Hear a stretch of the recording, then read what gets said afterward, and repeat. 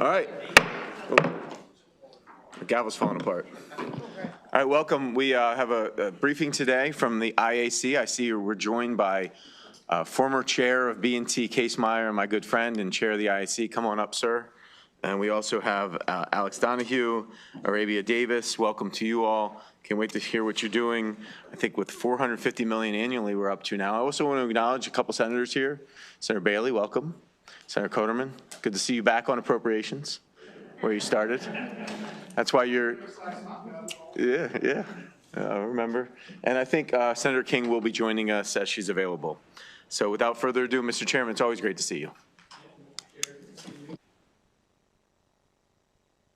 Senators, good to see you again. Thank you for having us today and making time for us. First, I just want to say I'm happy to be here with our Executive Director, Alex Donahue, and our Director of Funding Programs, Arabia Davis, and Cassandra Pescara, who was our Deputy Director, couldn't be here today because she was ill.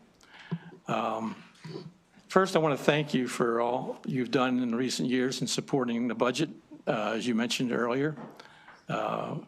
$463 million, right? Very appreciated, put to good use.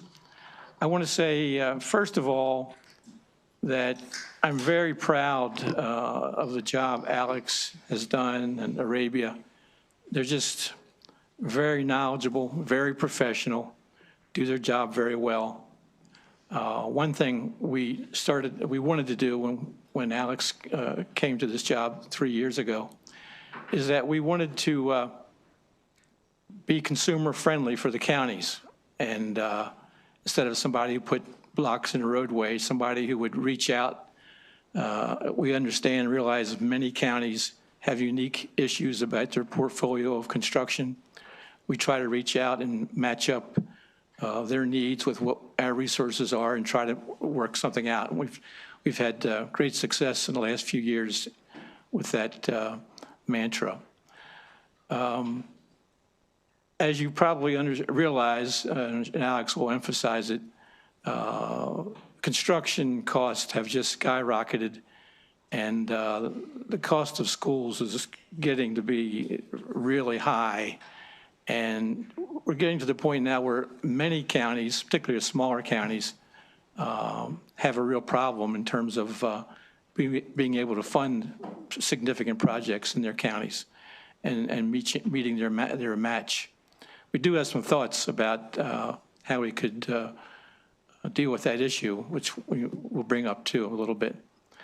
But with that, again, all I can say is thank you very much again. The money is well used, and as you'll see after Alex speaks, the need is great for more resources. But now Alex will speak. Thank you. Thank you, Mr. Chair, and good afternoon, Mr. Chairman and Vice Chair and members of the committee. Alex, hold on one second. Senator Yes. King, you're right up here. Right up here.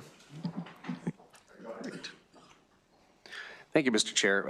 In October, I presented the IAC's findings on Maryland school construction needs to the Capital Debt Affordability Committee, and so today I'm here to share with you an updated version so that you have what CDAC received and are working with the latest available information. For the benefit of those who don't spend a lot of time in the weeds on school facilities matters, I'll summarize what the IAC does and then describe the 5 main areas of school facilities need and provide data on the increasing cost of school construction and ongoing maintenance, and cover the recent history. Do you mind just pulling the mic a little closer? Sure. And then just touch on the recent history of appropriations and funding. Also take a look at the school district's requests for state participation in the projects submitted in this CIP cycle and talk about what that need amounts to on the state side. I'm hoping this presentation will generate questions in your minds, and I will leave plenty of time to take and answer those questions after the presentation.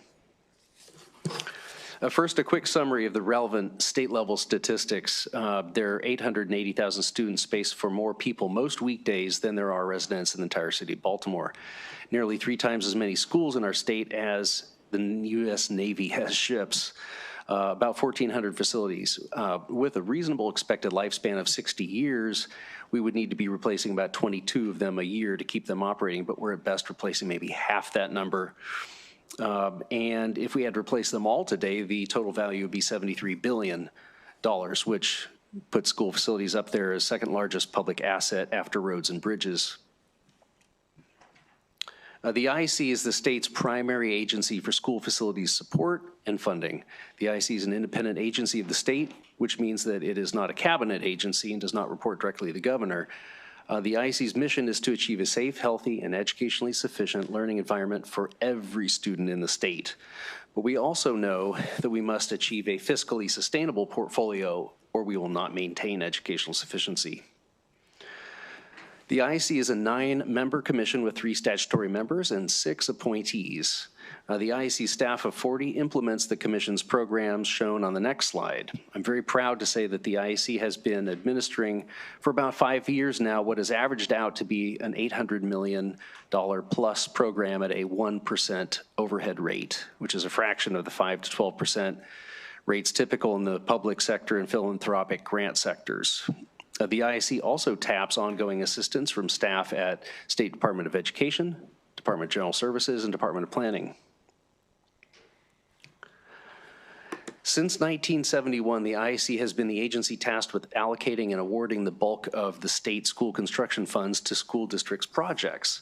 School districts are known as local education agencies, or LEAs, in the funding world. In 2018, the General Assembly separated the IEC from the Board of Public Works and assigned it new assessment and technical assistance responsibilities to support school districts in improving and making school facilities more affordable. The IEC includes a team of 13 who conduct 500 site visits every year to assess both facility condition and effectiveness of school districts' maintenance. Other IEC staff review designs and contracts for any school district projects that receive state funds. The IEC truly is an interagency commission in that it works ongoingly with various state agencies on issues that connect with school facilities and school construction projects. These include connecting school districts with the small amounts given of federal funding available for facilities improvements, coordinating with the Maryland Energy Administration to align MEA's grant funds with the IEC's grant funds, the Stadium Authority for administration of the Built to Learn program, and many others. To achieve school facilities that are educationally sufficient and effective and are also fiscally sustainable, the IEC advises school districts on all aspects of portfolio management, from needs assessment to planning to construction to design to operations and maintenance, and finally, eventually, to decommissioning of facilities when they hit the end of their useful lifespans. For all state-funded projects, and for some that are not state-funded, the IEC reviews designs, evaluates project sizes to fit the number of students to be served, and monitors the level of maintenance. The IEC looks at and helps LEAs compare total cost of ownership of project options before they select one, and generally funds the option that costs the least over the lifespan of a facility. I've highlighted here operation, maintenance, and capital renewal to emphasize that those activities make up the majority of the total cost of ownership of a facility. The punchline here is that school facilities cost more to own and operate over a 30-year period than they cost to plan, design, and build in the first place. Why?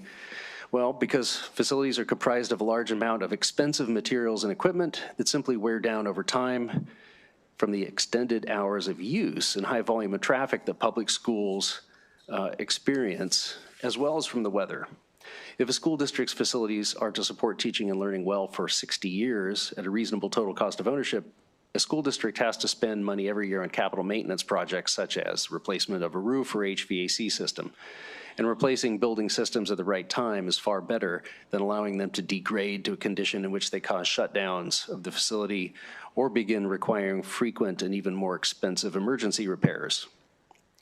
It may shock some to hear that a typical elementary school now costs more than $40 million to build. Then repeat that same amount again over the following 3 decades.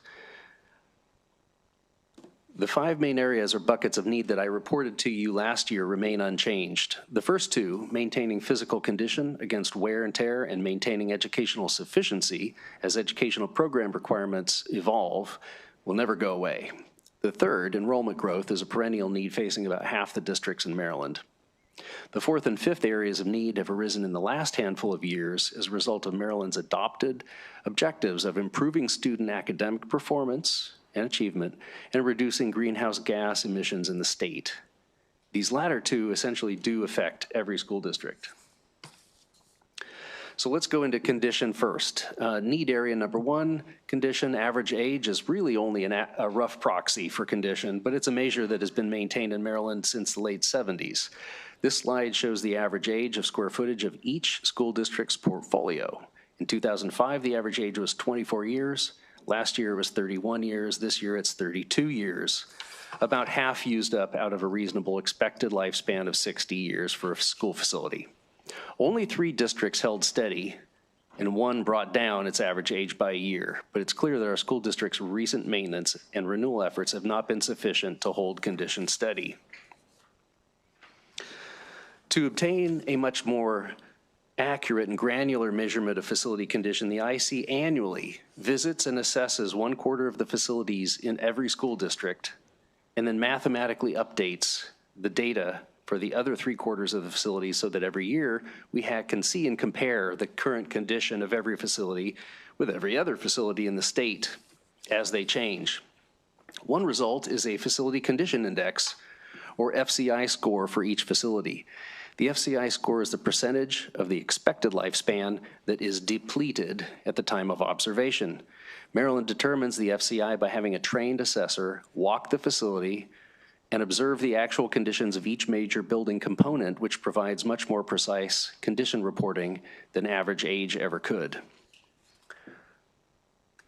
The IEC's detailed data show that the average FCI, or depletion percentage, statewide now is 52%, which mirrors the average age of 32 years out of 60. 52% does not indicate that failure is imminent, but neither does it mean that many good years of good educational function remain, because above 50% FCI, issues multiply, problems worsen, facility reliability begins to decline, the facility becomes less conducive to teaching and learning, and the cost of maintenance increases notably. Above an FCI of 60%, reliability declines even faster, and more significantly, maintenance costs spike. A reasonable average FCI to achieve educational sufficiency and fiscal sustainability in a portfolio would be in the mid-30% range.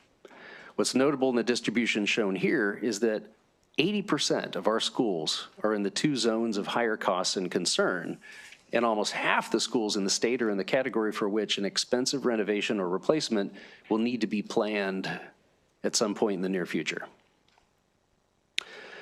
How did we get here? Well, what's led to this high number of percentage of depletion is a number of factors, but really 2 key factors bear some discussion here. First, the huge bulge of school construction in the 1960s and 70s to accommodate the enrollment growth and migration of the time. It resulted in construction of a large cohort of facilities, nearly 1/5 of the statewide portfolio, that are all aging out and coming due for replacement in this decade and the next. Second, the cost of construction has doubled in the last 13 years and tripled since 2003, while local, state, and capital budgets have not increased at anywhere near the same rates. This imbalance has forced school districts to defer needed maintenance and capital work, which has driven the average condition down. We all know what inflation feels like. That's the Consumer Price Index, or CPI, shown here nationally in the green line and locally in the blue line. General prices are up about 80% compared with 2003. Construction costs nationally, all sectors, not just schools, are up quite a bit more, 130% since 2003. Most painfully, though, the cost of school construction in Maryland specifically increased 199% over the same period. That's more than double the increase in the general prices and presumably well more than double the rise in tax revenues that fund our capital budgets. This suggests the purchasing power we now have against the need has been reduced by more than half in the last 2 decades. Okay, to wrap up on condition, I'll highlight 3 major conclusions that we've drawn from the data that we have. First, current levels of capital expenditure are not holding conditions steady and therefore can objectively be considered to be insufficient. And with costs rising much faster than resources are growing, the affordability gap is likely to widen. Second, current levels of capital expenditure, future cost liabilities are trending towards the unmanageable. And third, additional capital expenditures in the near to midterm are needed to support facilities' effectiveness and long-term fiscal sustainability. Regarding the other 4 areas of need, I'll be as brief as I can. Need area 2 is alterations to address past lack of modernization and to adjust to changing educational program requirements. Scoping this area is extremely difficult, but we're working with every school district to identify where they have deficiencies that need to be addressed. These needs are worked into the renewal and replacement projects, but not enough of those projects are happening because sufficient funding resources are not available. Area 3 are the new seats required to accommodate enrollment growth in the pockets where that's projected to occur. MDP projects that 13 out of 24 counties will see growth of about 2% or greater in the coming decade. Because not all of the 14 are at 100% utilization, existing capacity may accommodate some of this growth. However, some number of new classrooms and schools will be needed. And that's very unpredictable because we don't know yet where families will choose to move or to send their students, and it's very hard to estimate future growth-related costs. So we work with the school districts to tap their detailed projections, balance them with those that we get from MDP. Area 4 is the additional classrooms needed for pre-K expansion under the blueprint. And because every school district strategies are different, again, there are different solutions available and there's no single cost figure available. However, our rough preliminary estimate is the school districts are about 200 to 500 classrooms short of what they would need under the blueprint to implement fully. A fair cost estimate for a new pre-K classroom is about $1 million. Current state local cost shares, the total state portion of that demand could be somewhere in the neighborhood of 200 to 350 million spread out over the coming few years. IAC staff are working with each school district to identify specific siting plans for the needed additional pre-K classrooms. Because staffing these classrooms is proving to be challenging for school districts, they're not breaking down our door at this time to launch many pre-K expansion projects. So for now, we're funding a handful of those projects each year, but focusing more of our funding available on the urgent condition-related needs. And last but not least, or smallest by any measure, is the coming cost of decarbonizing Maryland's public school buildings by 2045 to meet the state's adopted climate protection goals. This effort is going to be very complicated, challenging, and costly because only a tiny fraction of the 1,400 or so schools are net zero or electrified at this time. The vast majority will need significant either major system replacements or renovations in order to decarbonize. So the IC has been working for the last few months with the Maryland Energy Administration to scope the need, develop scenarios for decarbonization, and develop cost estimates. Until we complete that work, we cannot estimate what the cost picture might look like, but we just know it will be sizable and it will need to be a long-term effort phased over a number of years. I will note, however, that the IAC is currently supporting projects to build net zero schools with extra funding, and MEA is doing the same. We have a number of projects in the pipeline right now. Roughly a decade or so, once a decade or so since the 1970 Hughes Commission, Maryland has convened a commission or a task force to assess the state of school facilities and advise the General Assembly on needs and funding levels. In 2003, one such commission, chaired by Nancy Kopp, recommended that the state invest at least $250 million per year into school construction to address unmet needs and maintain condition. That recommendation served as the basis for what became an unwritten target for intended appropriations for the following 15 years or so until it was updated in 2019 and written into law. Actual appropriations, shown in dark red here, met or exceeded that nominal target in most years through 2021. The problem is that construction cost inflation happened, and the $250 million figure was not adjusted for cost inflation. The green line here shows what the $250 would have needed to have been to cover the increased costs of school construction. The gap between the two, green and red lines, over 2 decades adds up to a total underfunding of about $2 billion, assuming that needs had stayed constant from 2003 onward, which they didn't.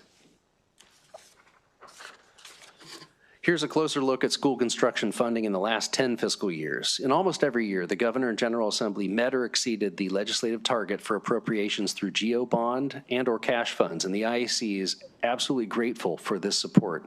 In addition, beginning in 2021, the Build to Learn program added an estimated $1.7 billion from special purpose revenue bonds sold by the Stadium Authority that are to be spent by 2031. This boost of capital funding, shown here in green, has helped slow the decline of condition and build new schools to address some of the overcrowding where that has existed. But in 2026, we sank back down to nearly the previous levels, and the legislative target remains what it was in 2023 because there is no annual adjustment for the increasing cost of school construction. The key takeaway here is that even with the Build to Learn boost, we have not met the need, and we're now on track to fall short of what could hold conditions steady, much less of the funding levels required to improve conditions to where they need to be for long-term educational sufficiency. Now I'd like Arabia to take us through the next few slides. Thank you, Alex. Good afternoon, members of the committee and the subcommittee. This slide shows the statutory requirements and legislative targets in place now for fiscal year 2027, which totals at least $450 million. It's clear that the condition and cost data we just reviewed suggests that this amount will not be sufficient to reverse the downward condition trend. Last fall, the LEA submitted CIP requests to the IAC for a total of $747 million. The governor's proposed budget released yesterday would provide $380 million in CIP and enrollment growth and relocatable classroom program funds to the IAC. Although the $70 million legislative mandated for the COP Priority Fund will allow the IAC to fund a state share of some of the unfunded project requests. It will not cover all of them, leaving us with a set of requests that will be punted to next year and result in an even larger funding gap in 2028. Next slide. This gap between request and appropriations is nothing new. This chart shows the request in yellow and appropriations in blue since fiscal year 2006. The gap has been relatively consistent for quite some time, which fits with the backlog of deferred capital maintenance and capital renewal that we see in the condition data. Let's dive for a minute into the mechanics of how the IAC funds projects. Due to its constitutional mandate, the IAC does not award appropriated funds as block grants. It funds projects that have been requested by LEAs with county support and does so strategically in order to get as close as possible to educational sufficiency for all and fiscal sustainability statewide. Next slide. The IAC's main programs operate differently pursuant to statute. In the CIP, the IAC divides the appropriations pie up into target allocations for each county that are based upon the county's enrollment, adjusted for county wealth. Then the IAC takes LEA CIP request and applies the target allocation amount to the LEA's first priority to the extent that it is eligible under IAC rules, to the extent that it is supported by the county with the required local funding share, and to the extent that the IAC's future appropriations are expected to support the out-year project cash flow requirements. Then we move on to the LEA's second priority, and so on, as far as the target allocation can go. The enrollment growth program appropriation is allocated by formula and then applied to the CIP request projects as well. For fiscal year 2027 only, by statute, the COP Priority Fund dollars will be awarded competitively to the project types listed here. Next slide. At the project level, the IEC uses funding formulas to ensure consistent and equitable project funding across all counties.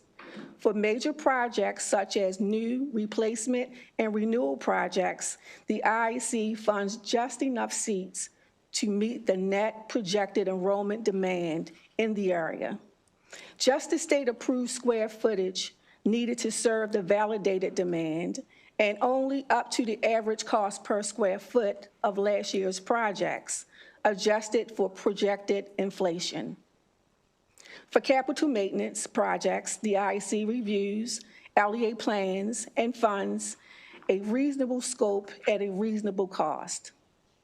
In both types of projects, the project funding is shared between state and county pursuant to the statutory state-local cost share system. Alex? Thank you, Arabia. The IEC has a 7-factor cost share formula set in regulation that generates a state cost share percentage for each county that ranges from 50% for the wealthiest counties to 100% for the least wealthy counties. The factors include county wealth, county support effort to the LEA's operating budget, unemployment rate, levels of poverty of families with children in school, household income levels, facilities-related need resulting from enrollment growth, and county capital effort. The IEC updates the percentages every 2 years by law. After the IEC has made awards to projects, those projects often take between 2 and 6 years for design and construction to be completed. This means that projects approved by and funded by the IEC can remain on the IEC's books for multiple years. At this time, the estimated state share outstanding on current projects for fiscal 28 and future years, assuming the fiscal 27 appropriations of $360 million for these programs, or about $20 million less than the governor's proposed budget, leaves us with an out-year obligation level of $482 million. The IEC has long had a self-imposed cap of $500 million for out-year obligations, which means that we're basically going to be almost at the reasonably safe maximum in project support come May this year. This slide shows the IAC's condensed annual calendar of activities around capital portfolio management.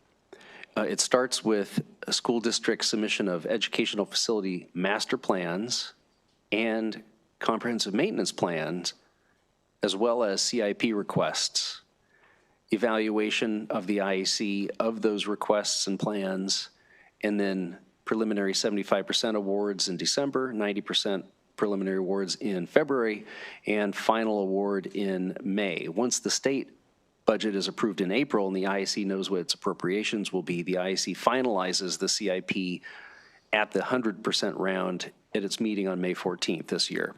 The work that this committee and the Budget and Taxation Committee will do between now and April will have a great impact on how much of the unmet need in school construction can be met in fiscal 27 and how much will be deferred for future years when the costs will be higher. This slide sums up the most important messages that we have brought to you today.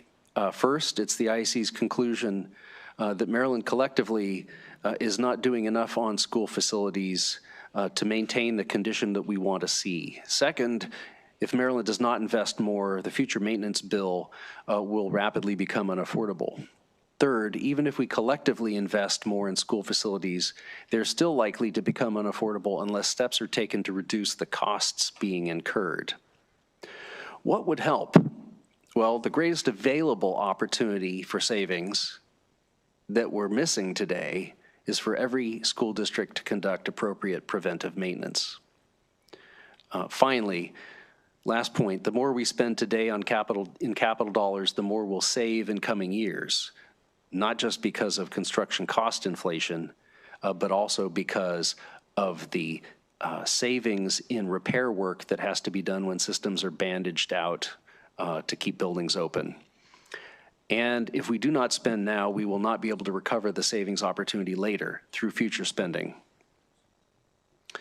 In this presentation, I know that I have provided a large amount of information quite quickly, much of it rather weighty. This slide deck is designed to support reading in more depth at your convenience. We are, of course, happy to take your questions now. And if we don't have all the data on hand that you might ask for, we'll be happy to send more to you after we return to our office. But the links on this last slide will provide access to a trove of data on school facilities, as well as to more detailed explanations about the IAC's programs. I'll just briefly highlight that our 2025 annual report gives you an overview of facility condition. The CIP and Built to Learn publications show the awards to date and the projected 2027 awards to projects. The IAC website also has a GIS map that shows all the facility conditions around the state, individually and by county.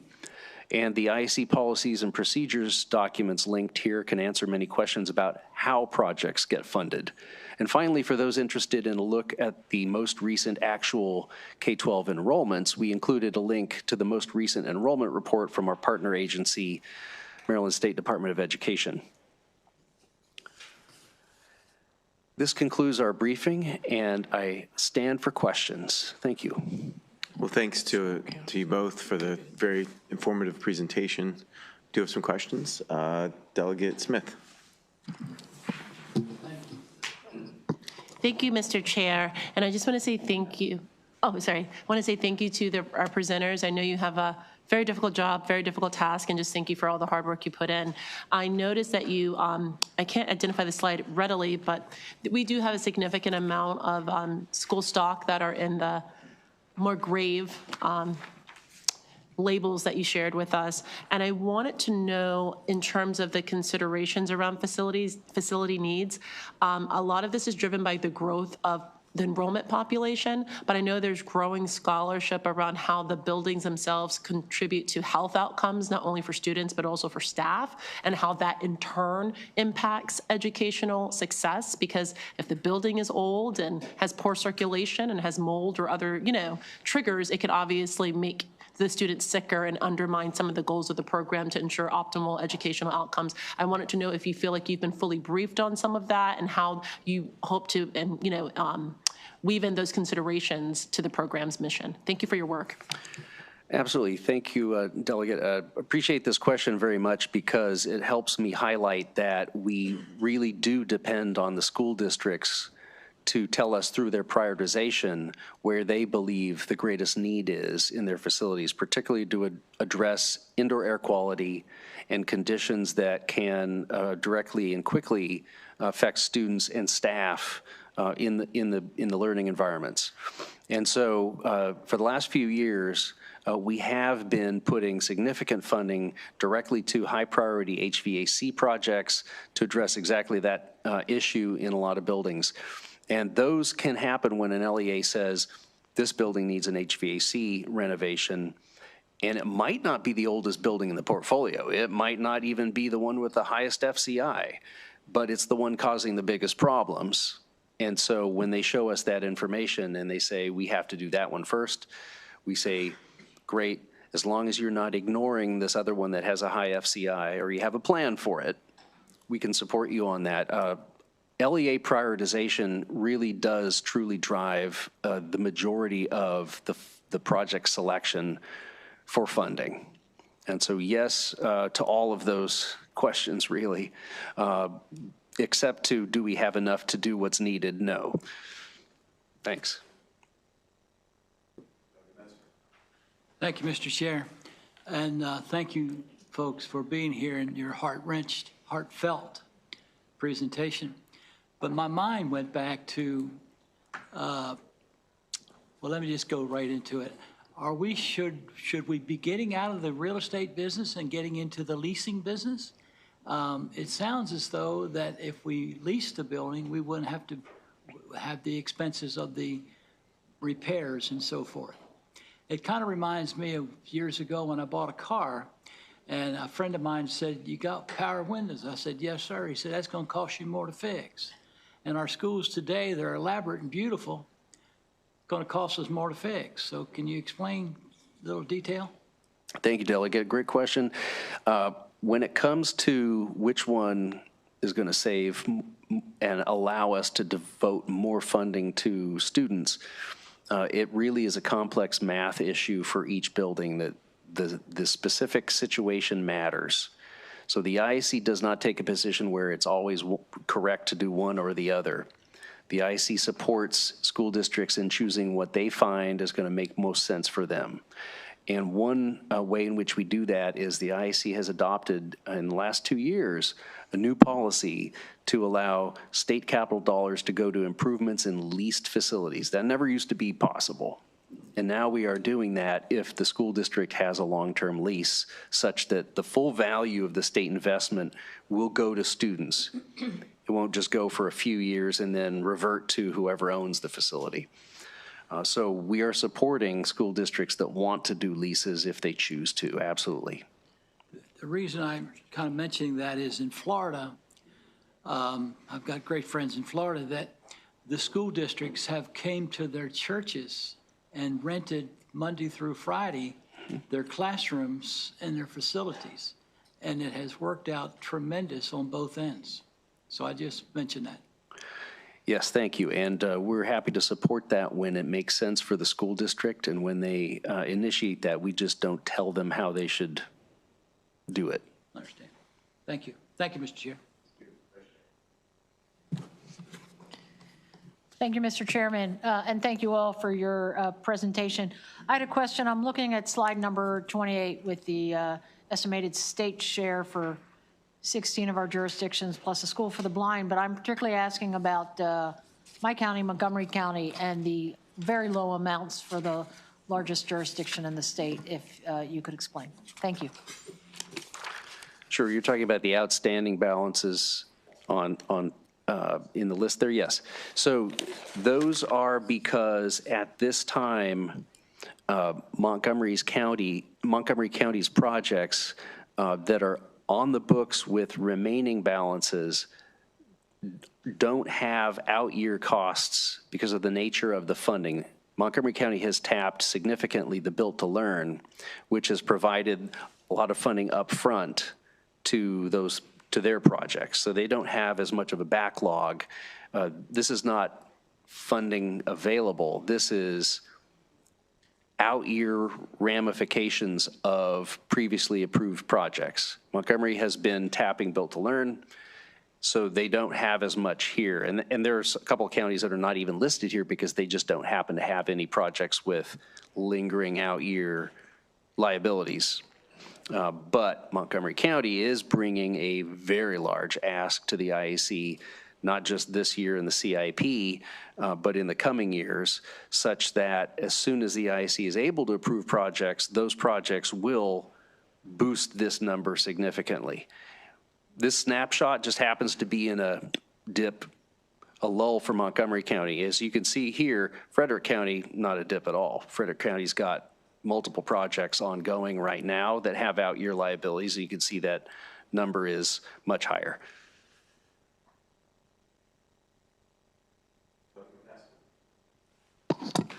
Thank I'm going to look from a child care provider's lens and from Pillar 1 of the blueprint in collaboration with community partners. And I think it was slide 18, I'm not exactly sure, that there was mention of additional schools for pre-K classrooms, right? At maybe 11 million, if I'm not mistaken, with that snapshot. And so I'm curious if there has been any consideration on the need assessment and for pre-K and how we can tap in to take the stress off of the concerns and how we can tap into the population, the provider population that's already established without having to consider new classrooms for pre-K, right? Mm-hmm. And then the other thing I'm concerned about is in the past 3 years, the state of Maryland, all over the country, if you will, but the state of Maryland for sure has hit a low in birth rates. And so I'm just wondering, has there been any considerations around either of that, the birth rate, our kids that's going in, and the collaboration of Pillar 1 with our community partners, and considering that, $11 million each classroom. Absolutely, thank you. The $11 million figure is something else. So what I will do is, instead of going back and to dig into that, I think I would like to hit your two questions quickly, because they are very important now, and the birth rate issue, which has been declining a bit and has been compounded just in the last year significantly by enrollment drop on the ground, likely due to federal policy changes hitting communities, right, has caused a lot of school districts around the state to take a new look and recalculate their future enrollment projections. Now, the IEC does not do enrollment projections. We take the school district's projections, we validate them against the county-wide projections the Maryland Department of Planning does every year, and then if the school district's projections are within 5% of MDPs, we accept them and we work with the school district's projections. So when a school district projects students increasing in a certain area, the IEC can make funding available for additional seats if they're short seats. But if the school district is finding declining enrollment likely to happen, we ask them how they're going to fully utilize the assets they have, and if they don't need some assets, figure out how to maintain the needed assets as efficiently as possible. And we work with them on portfolio strategies, and we put funding where the need is.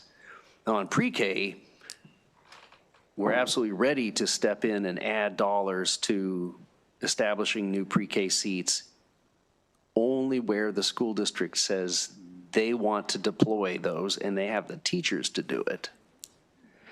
And they're ready to do it, and where they have not found private providers. Because your point about private providers is absolutely right. We know that the state's approach and strategy to date has been to support the private sector around not just child care, but early education. And that where providers exist and can work with the school district doesn't have to spend dollars on new seats when those providers have them. But what we've heard from school districts to date is, in most places, there aren't enough private providers and or they can't hire enough teachers or afford the teachers to take as many of the students as the district might otherwise be able to see happening. And so some of the school districts are planning for pre-K expansion because they believe it will be all on the school district. Now, I know that the accountability, the AIB and State Department of Education are both working with other state agencies, including Housing and Community Development and others, to try to develop and support private providers.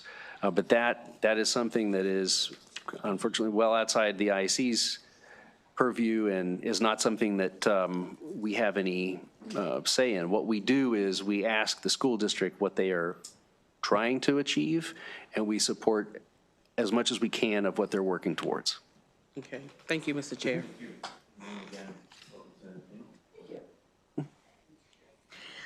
I'm concerned about the backlog of capital projects. Our delegation this year, as a surprise, was told that we have 40 schools in Montgomery County that need to have full HVAC systems. They can't all have come due this year.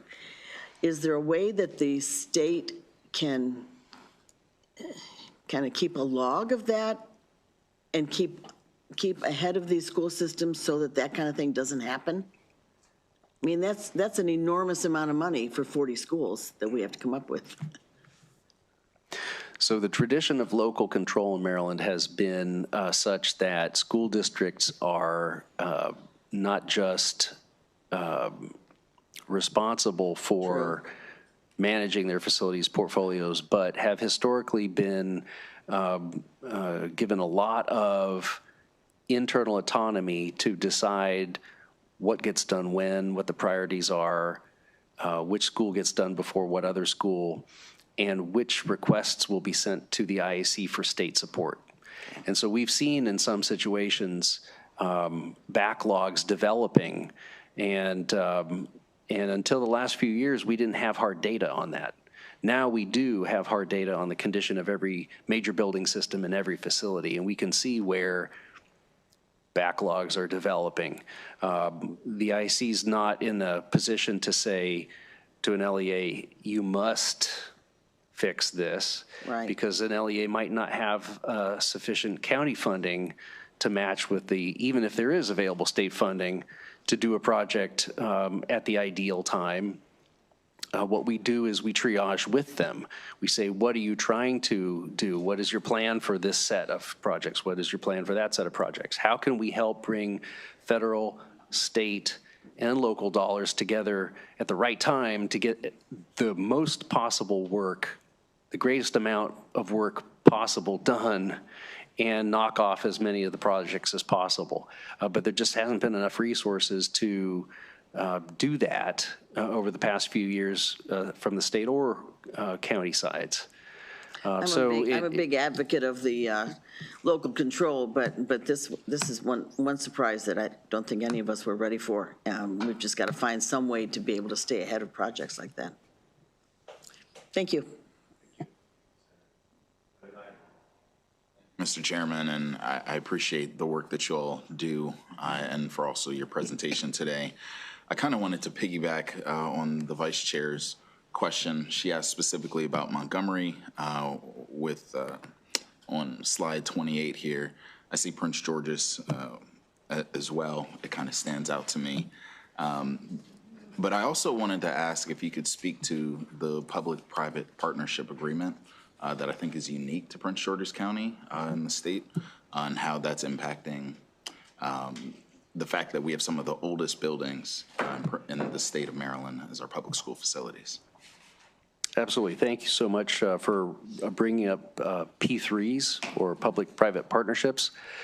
The IC has done a significant amount of research and evaluation into P3s over the last few years to support Prince George's, and to make sure that the state's investment is going to achieve outcomes along with Prince George's County's efforts. And the P3 arrangements in Prince George's are going to, in total, result in 14 new schools in a very short amount of time, something impossible otherwise, right, with the usual, the traditional method of funding and constructing. It is really complicated to do.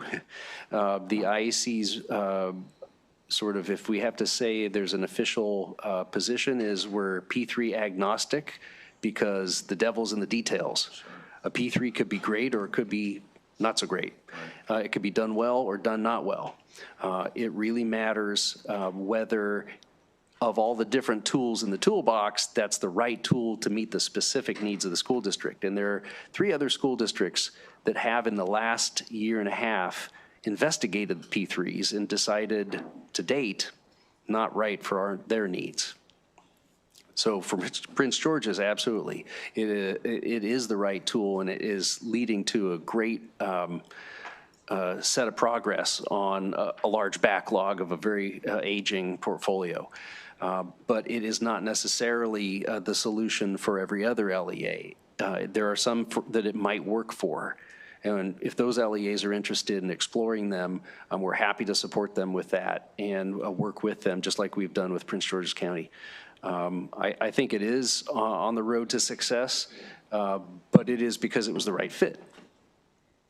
Does that answer your question? Sure, or? Absolutely. Okay. If you could just speak to, I don't know if you have it in front of you, some of the guardrails to ensure that this is the right fit in 25 years when the agreement ends. Do you know if there are any protections in place for us? Yes, absolutely. First, the IC will be evaluating on-site the maintenance effectiveness and condition of those facilities, just like we do all the others. And so we'll be able to compare how well are those private contractors doing in maintaining the facilities. Second, there are independent reviews of the facilities that are required beforehand back.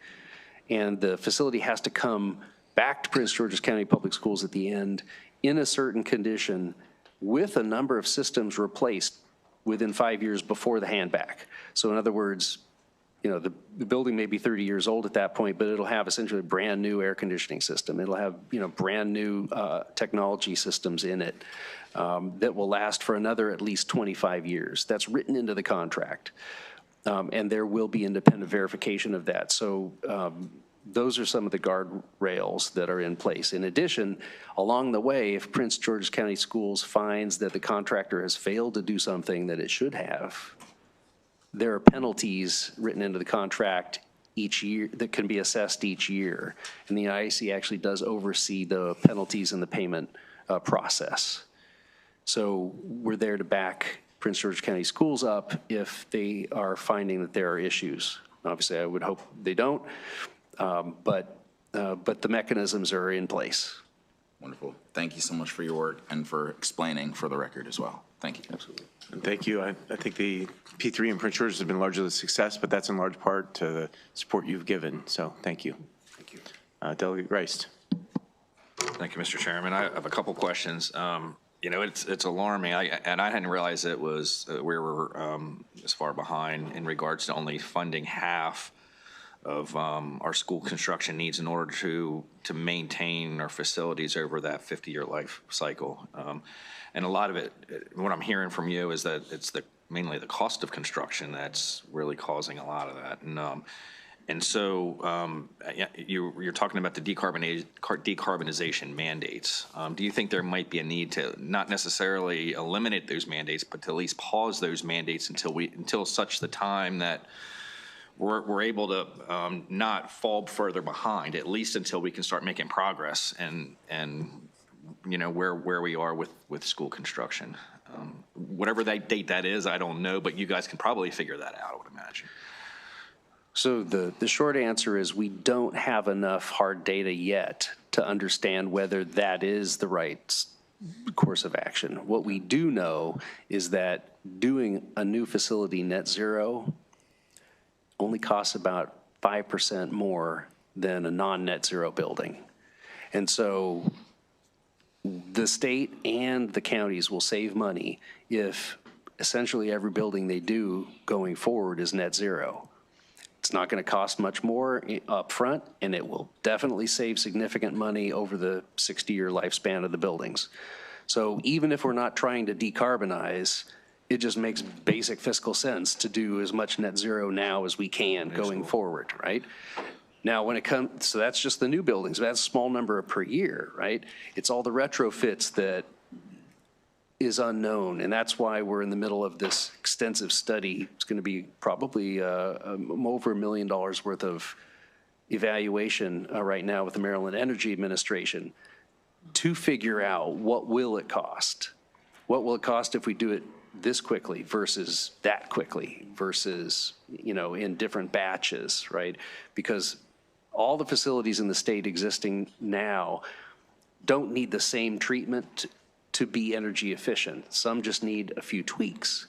Others would need the entire building envelope redone because it's not insulated, right? And there's no way you're going to get energy efficiency until you redo that building shell. So we don't know yet how many buildings are in the needs a little bit versus a needs a lot versus a hopeless case that needs a full replacement kind of a category, right? That's what we're looking to learn over the next 12, 18 months to be able to answer your question. Sure. And I guess as a follow-up, going back to the maintenance, and I don't recall, and I'm asking because I don't know. I remember we passed some legislation a few years back that actually gave some sort of reward to the school districts that maintain their buildings very well. You guys are you're in all the schools once every 4 years, and you actually measure or you grade them on their maintenance. So can you remind us how the school systems that do a good job maintaining the schools, how do they benefit from that? Thank you. Absolutely. As we assess the schools for maintenance effectiveness, if they meet the threshold, then they get an extra 5 percentage points of state share on their project in that building when it comes to a renovation or a renewal. And a lot of school districts are taking advantage of that now. In fact, a significant, I don't know if you can give a rough estimate of how many projects in the CIP are getting the 5% bump for maintenance. At least 7% of the projects in the CIP. Okay, so well beyond the majority are getting that bump now, thanks to that provision that you all put in statute recently. The issue is many school districts don't have enough operational funding to do the full needed maintenance. And so some of them, at least 30%, right, are not getting that bump because they just can't maintain with the staff and the resources they have.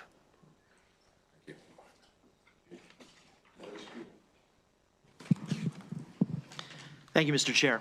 Thank you for the presentation. I had a couple of questions about the potential for flexibility to try to make our dollars go a little farther, which are a little bit related to what Delegate Metzger and Delegate Grice were bringing up.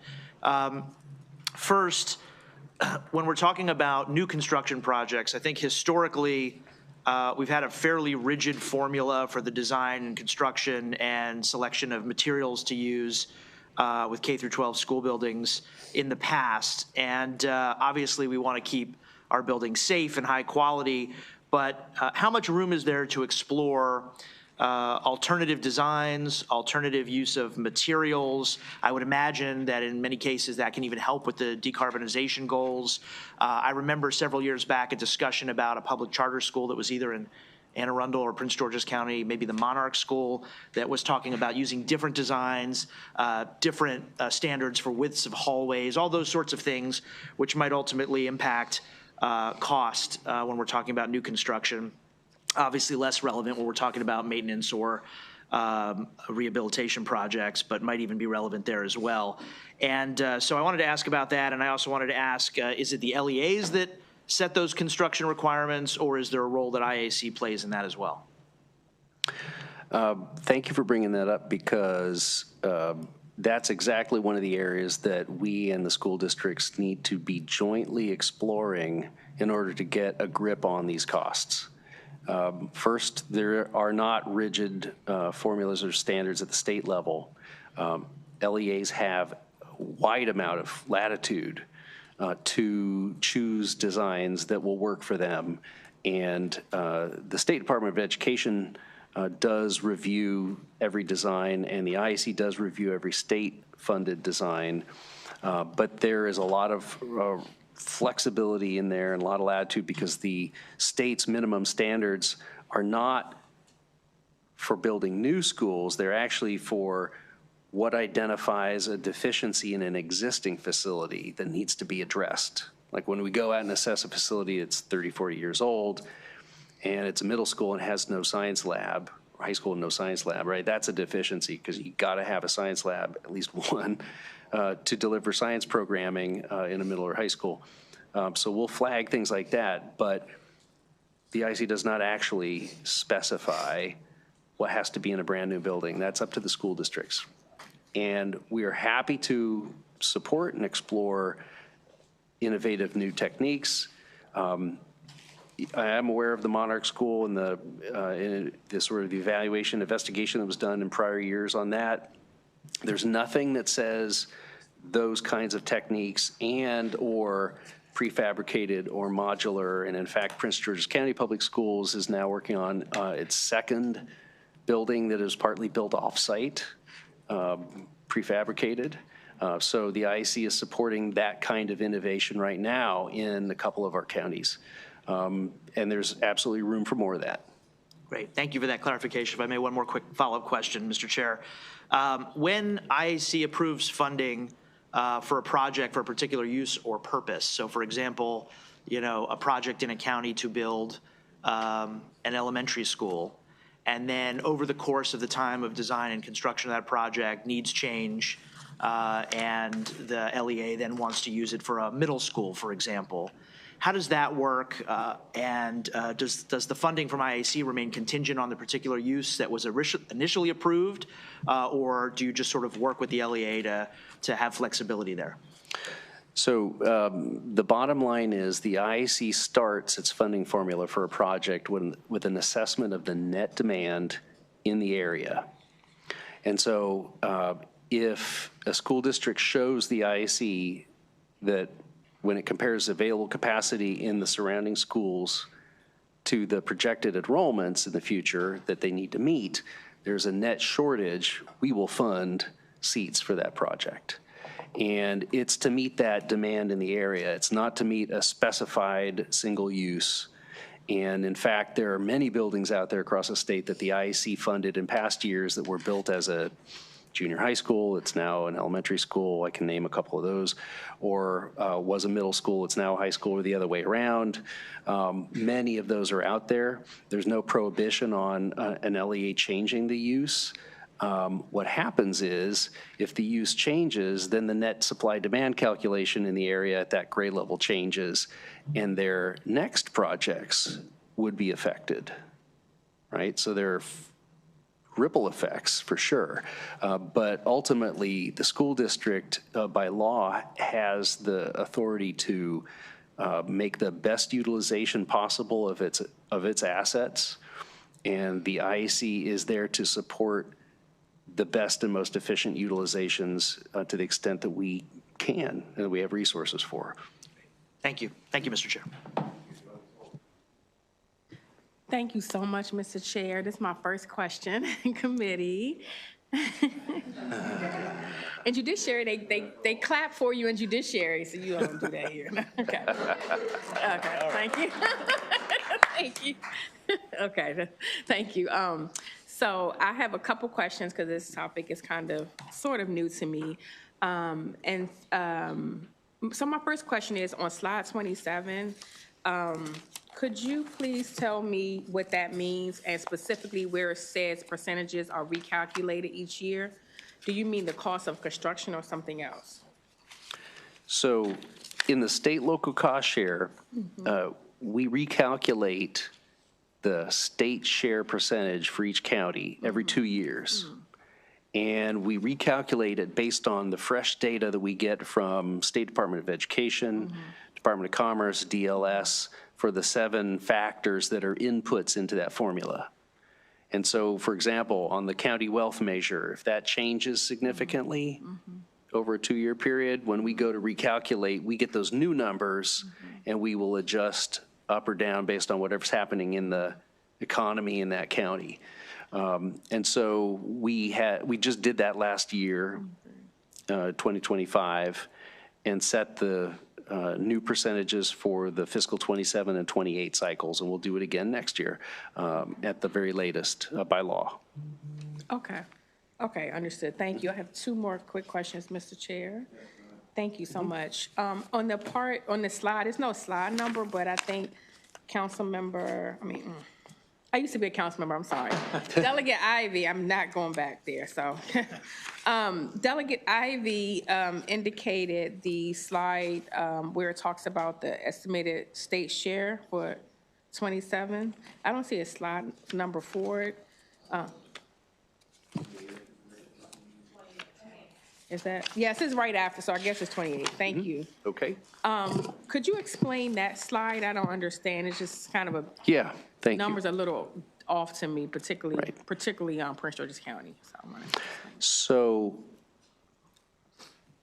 each year, the IAC gets appropriations, and it awards them out 100%. All of it, right? We don't hold, unless a school district has requested that we hold dollars for them for some reason, an actual specific reason. We don't just let any dollar sit on the shelf, because if we do, they lose 4 or 5% of their purchasing power over the course of 12 months, and we're just wasting, public resources. So we award those dollars out to projects, all of them. Now, that project may take 3 years to build, right? And so in that year, when we approve a project, that project may take 10 million this year, but it may need another 30 million in the coming years.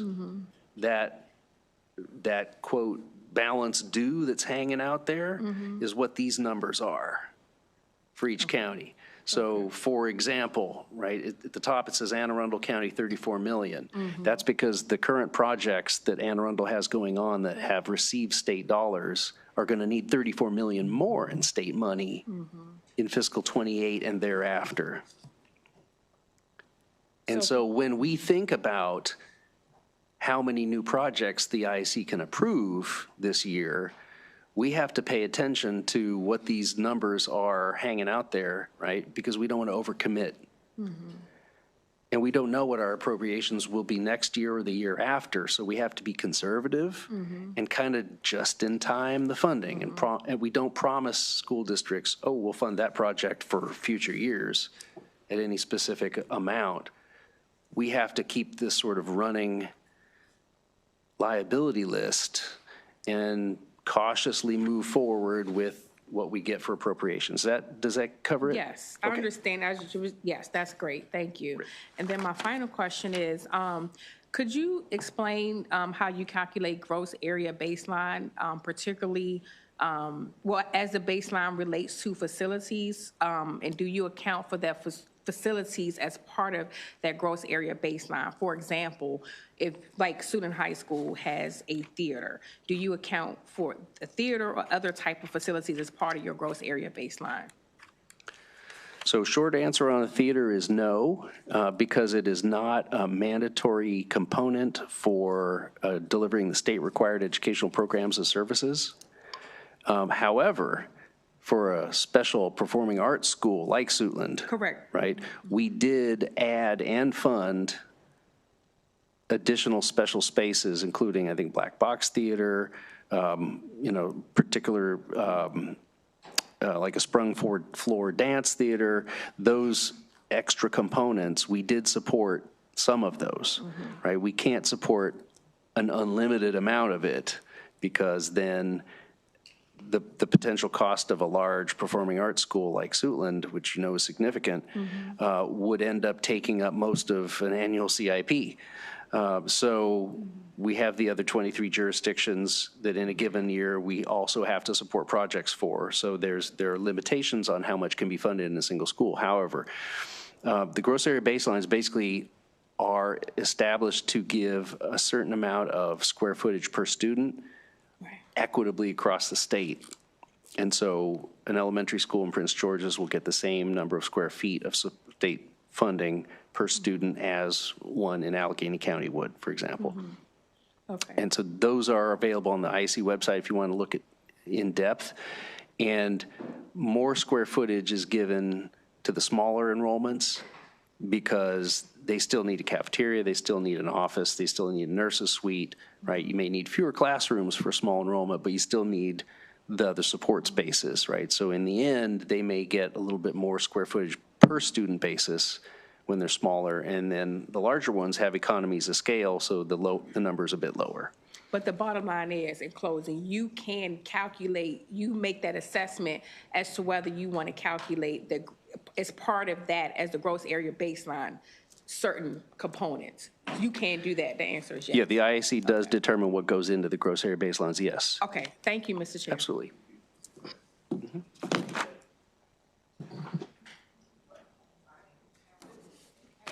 Mike, I apologize, Carol. Thank you, Mr. Chair.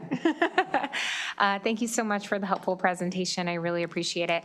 I just was wondering if you wouldn't mind going a little bit more in depth on the EGRC number, both sort of where it was maybe last year, where it is now, and I'm having a little bit of difficulty on slide 25 understanding the 2 bullet points underneath that on that graphic where you say formulaic allocations to the 13 LEAs, and then you have a second on proportional based upon enrollment. Are these, can you just talk us through this a little bit, please?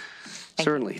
Thank you for that. And I'm going to ask Arabia to jump in and add anything that I leave out.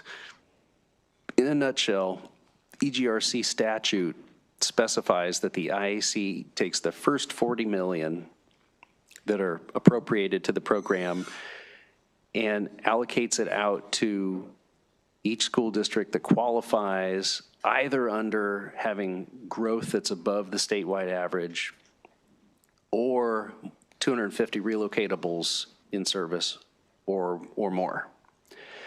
And so the formula breaks down the 40 million across those eligible counties, and I believe it's 13 at the moment, is that right? Yes. And the amount of money that each one gets is proportional based on enrollment. And it might be most helpful if I simply send you like a spreadsheet that shows the actual breakdowns, the inputs, the outputs. If you like, I can do that. I can send it to the chairman and have him distribute. That would be great. Thank you. Happy to do that, Yeah. absolutely.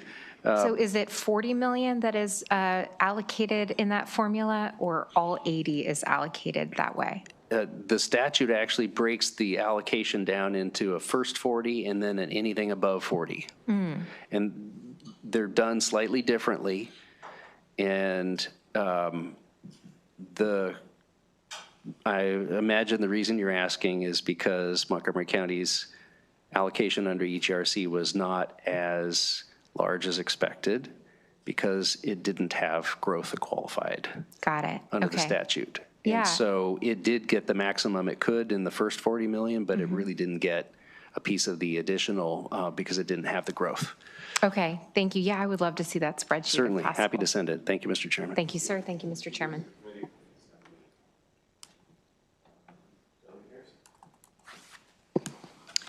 Good afternoon. Thank you so much. I have two questions. One of is probably very elementary. That was my pun. Yeah. But it is. Speaking my language, thank you. You know, talking about the conditions 1 and 2, looking at some of our school districts that have aged buildings and how technology is changing so rapidly,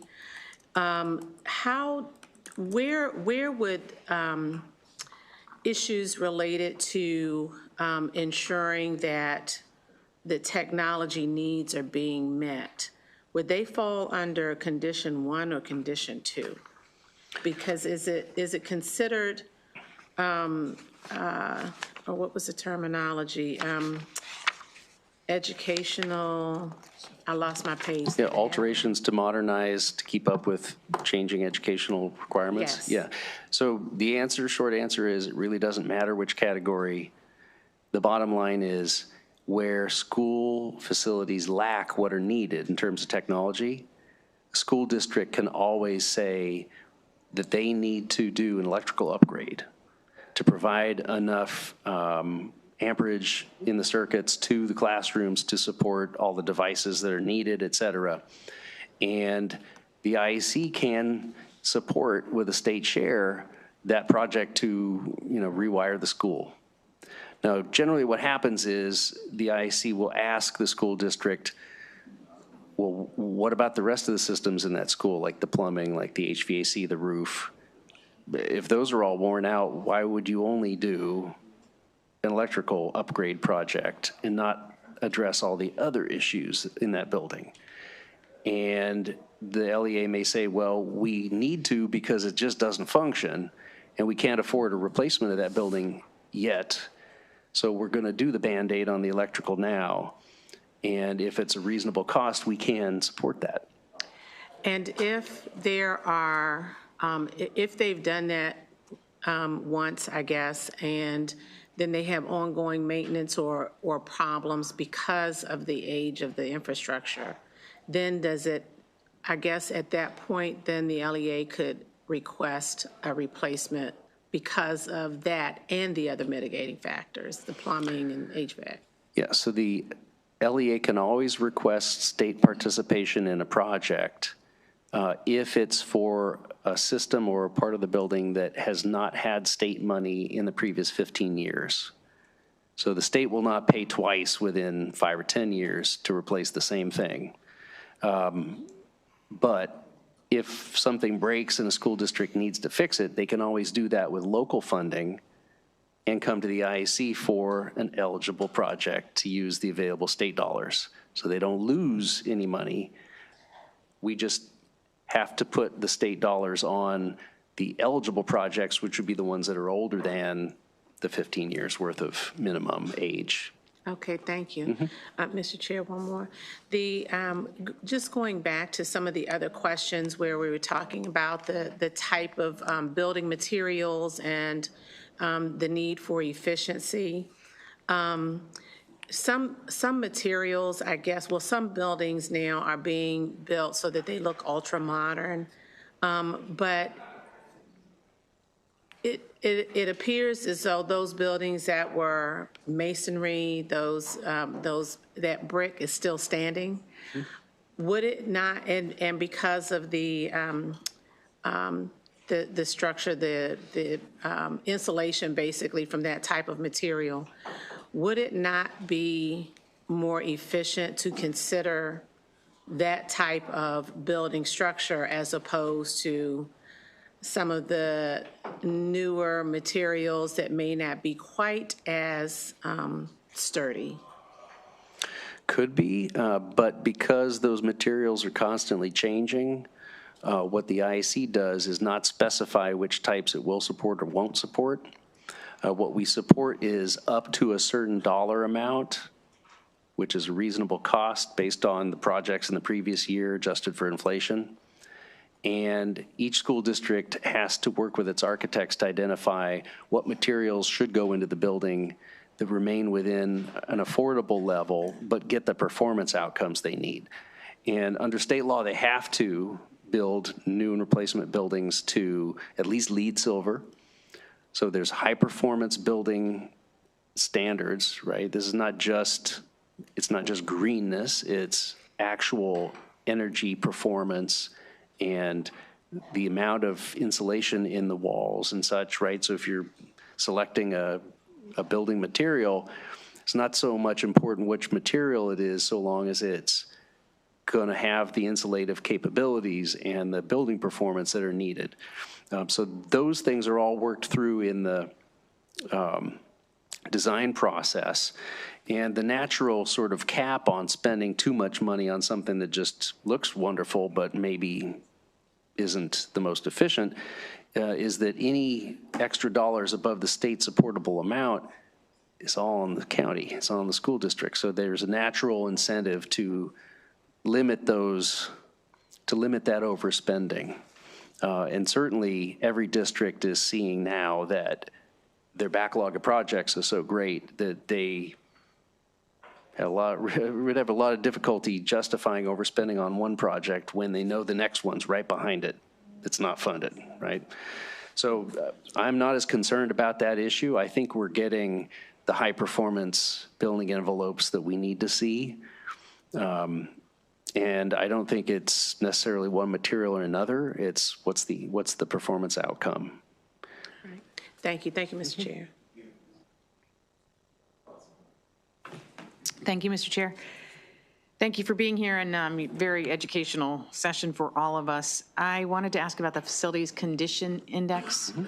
So that index, which you prepare for all of the school buildings across the state, to what extent do the LEAs use it to determine their own prioritization? So it really varies across the board. Generally speaking, most LEAs don't use only a condition measurement. They will use condition measurement and a number of other factors rolled together to determine what projects should be number 1, 2, 3 in their own capital plan. FCI itself can be done a number of different ways, and an LEA doesn't have to use the states, but it definitely benefits them in a number of ways, particularly financially, because they don't have to do their own contract with somebody to do assessments and run the math of their own devising. And most are using the state's FCI now. A few have chosen to use their own so that they can weight those different factors in the way that they feel or that their local board priorities and policies require. So again, we don't quite get perfect alignment, but they're all pretty close in the ballpark with each other. So we see sometimes local boards making decisions based on perhaps their own system when the state system, would prioritize a school number 1, the system the county uses prioritizes it in number 10, and then we have a huge battle in the public about why the county board is making a decision different from the state. So I don't know, and I assume that you're going to say that's the local boards of education's discretion to use that, but it does complicate things quite a bit. Understood, and yes, we have seen that. And one last question. When you were talking with Delegate Shetty about the chart with the extra 70 million, did you say it was the growth above average and 250 relocatables, or was it or? It's or. Okay, and so we have, do you remember if it's, I think it's 9 with growth and 4 with relocatables, is that right? Yeah. Okay. I can confirm that and get you the numbers. Well, they'll be in that spreadsheet that we'll send to the chairman. And, Perfect. We'll, Thank you very much. But Thank yeah, you, you'll Chair. see that. Thank you, Mr. Chair. And when you have an LEA where they have declining enrollment, and I've experienced, there is usually a lot of public resistance to any closures or realignments. A couple things, do you provide advice to the LEA on that? And then do you have a way to incentivize or penalize the local LEA that the local LEA administrators could use as justification and support for making closures or realignments that maybe the broader question is, what is your role in the case where, because the public doesn't want to close or realign schools, you end up maintaining more space than you need and your operating expenses are up. So I'm just wondering, how do you work with the LEA to address that? Thank you, Delegate. The IC's eligibility rules already address funding primarily to where there's a net need for seats, right, additional seats. And if there is no net need because of declining enrollment and there's remaining capacity, then the project simply won't qualify. And so in a sense, there's an automatic incentive towards consolidating where it's efficient and if possible and works for also delivery of the right educational programs and services, because that's what will get more state funding. Yes, we absolutely do, at an LEA's request, support them with both the portfolio analysis about what the options could be to help them identify how they could, multiple ways they could serve their students with the facilities they have, and which ones could be potentially combined with state support for a replacement. For example, combining 3 schools into 2, where each of the 2, gets a replacement or renovation over a certain period of time. That can be planned. Absolutely ready to help any school district that wants to do that, because it's going to be how that school district will afford to support its facilities in the future. Thank you. Thank you, Mr. Chair. Thanks for the great questions, everybody. Don't see any other questions. Mr. Chairman, thank you for being here, and thanks to your team for the really outstanding, thorough responses and presentation. They're good. Thank you, Mr. Chair. Nice to see you. And thanks again to our senators for joining us. Thank you. Yep. Okay.